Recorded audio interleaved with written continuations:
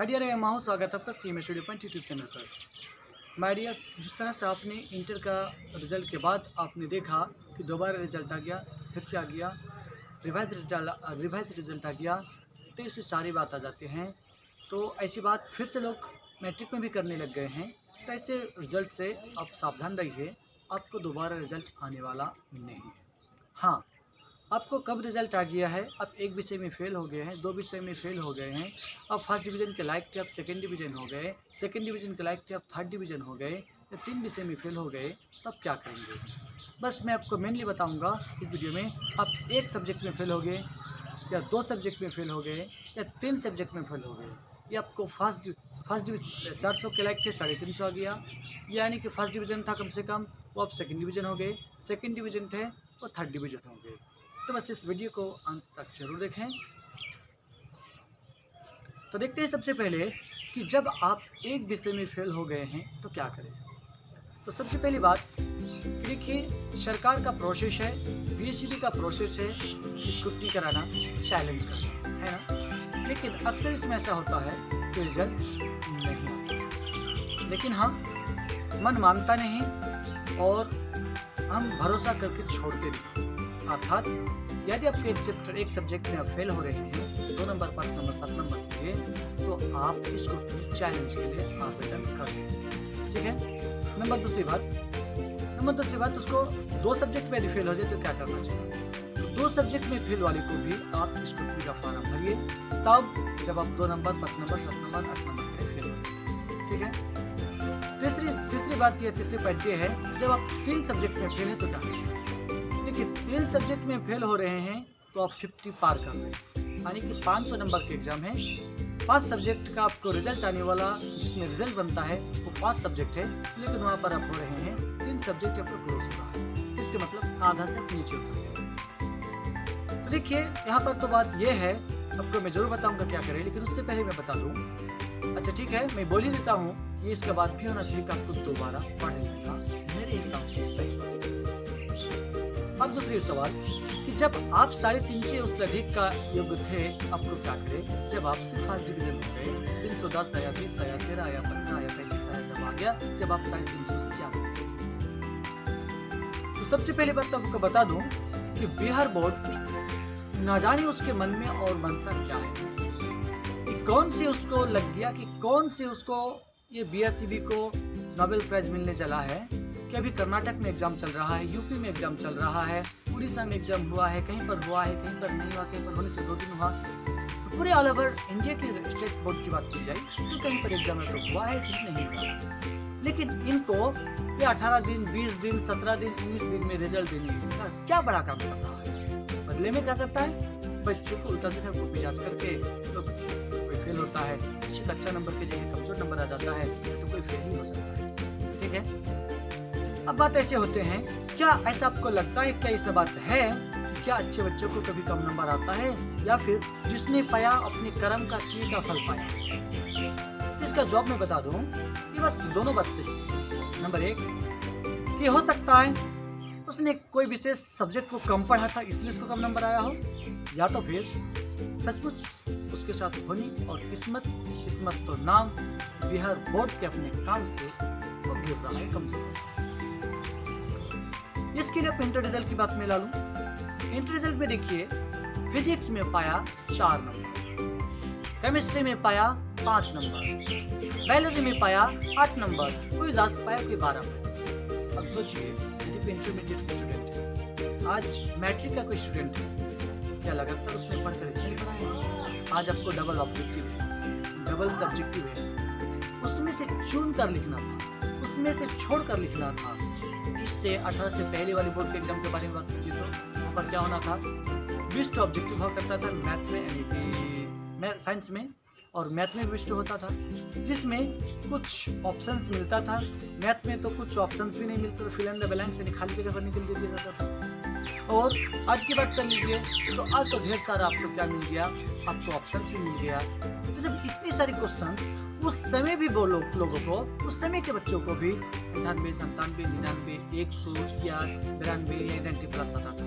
लेकिन आज उस समय की अपेक्षा आजकल जो बच्चे ज्यादा पढ़ने वाला हो गया, बच्चे आजकल ज्यादा होशियार हो गए, आजकल पढ़ने का सोर्स बहुत सब कुछ हो गया।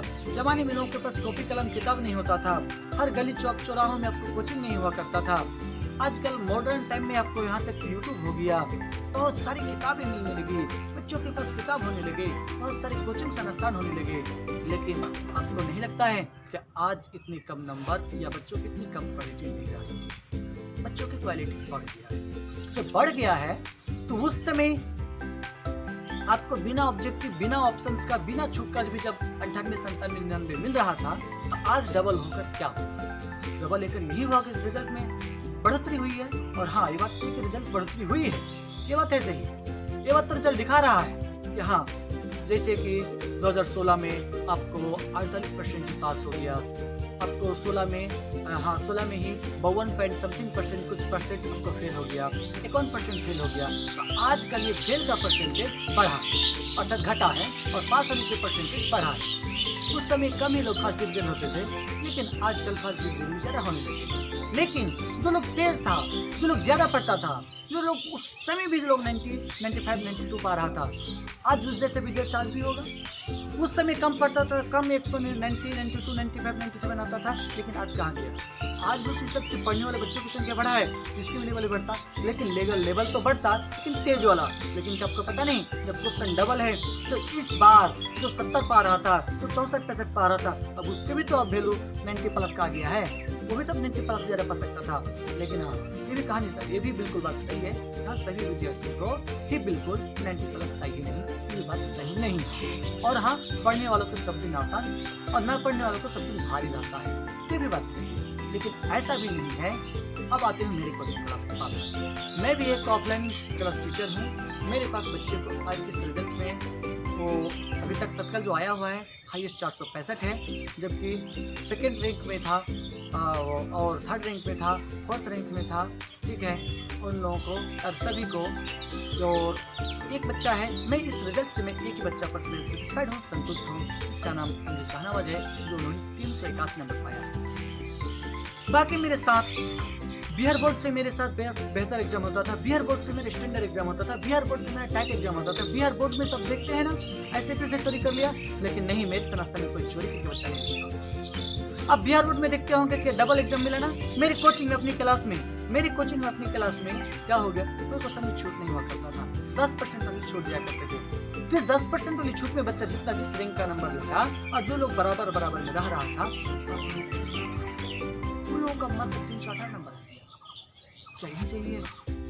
अब देखिए, ये मेरा निशावन जो 465 नंबर आया है, इसको अरे बिहार बोर्ड तो कल रिजल्ट दी, यानी कि 31 मार्च को रिजल्ट दिया, लेकिन जब एग्जाम नहीं हुआ था, एग्जाम होने से 6 महीना पहले तो मैंने घोषणा कर रखा था, गेट लिस्ट किसी भी हालत, किसी भी सूरत, किसी भी कीमत पर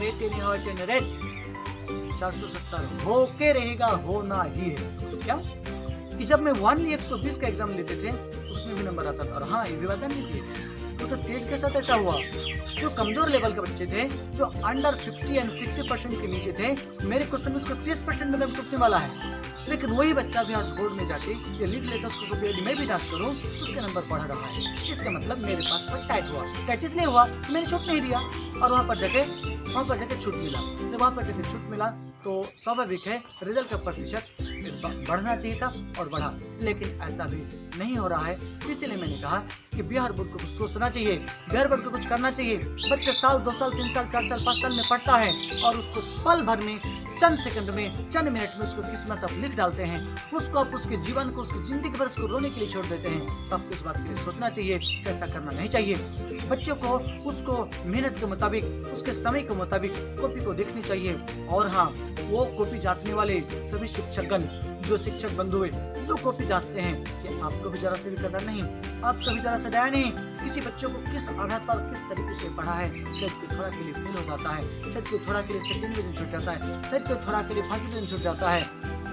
कोई गरीब है, कोई लड़की है, किसी का सोर्स नहीं, कोई अंतिम बार पढ़ रहा है, किसी को पढ़ने का व्यवस्था नहीं मिला था, और ऐसे करके बस ऐसे अनजाने में, अनसुनी में ऐसा कर देते हैं। तो ऐसा नहीं करना चाहिए, और बेहतर रिजल्ट के लिए पटरी की गुणवत्ता को सही को वास्तविक रिजल्ट देने के लिए थोड़ा सा मेहनत करनी चाहिए। बिहार विद्यालय परीक्षा समिति बोर्ड पटना को इस बात को हौसला हवस करनी चाहिए। आपको किसी रिकॉर्ड की जरूरत नहीं, बस बच्चे ने जो मेहनत किया है उसका उसे मजदूरी चाहिए, उसका उसे अंक चाहिए। उसके भविष्य आगे जिंदगी क्या होगा, खराब हो जाते हैं, उसे बच्चे रोते रहना पड़ जाता है, वो दूसरे के अपेक्षा डिमोरलाइज हो जाता है, उससे कमजोर बच्चा कभी ज्यादा नंबर पा लेता है, उससे नीचे झुककर चलना पड़ता है।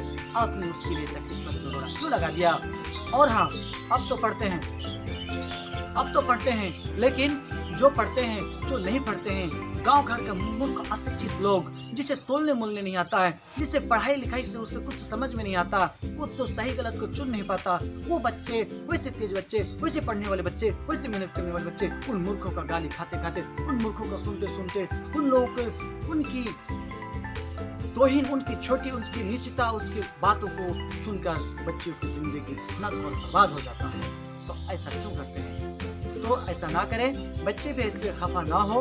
और यदि आप पेरेंट को सपोर्टेड हैं तो मैं आपको यही सलाह दूंगा कि आप, यदि आपकी उम्र अभी ठीक ठाक है, आप अभी ज़्यादा बड़ा नहीं हो गए हैं, आप अभी ज़्यादा चल फिर सकते हैं, आप अभी थोड़ा मेहनत कर सकते हैं, आपको थोड़ा पैसा सपोर्टेड मिल सकता है, तो मैं आपको यही कहूँगा कि आपका सचमुच यदि आप तेज बच्चा थे, क्योंकि मैं भी जैसा देख रहा हूँ कि 380 या 400 नंबर को भी 300 नंबर में गिरा दिया। मैं ऐसा भी देखा हूँ कि यहाँ कि आपको 80-90 वालों को भी आपको 90 की जगह पर 09 कर दिया गया है। तो ऐसे बच्चे बाई चांस यदि आपका ऐसा रिजल्ट हो गया है तो आप, मेरी तरफ से आपको यही बात है कि आप दोबारा पढ़ लीजिएगा, दोबारा रिजल्ट दे लीजिएगा, क्योंकि कल हो के सिर्फ नंबर चाहिए,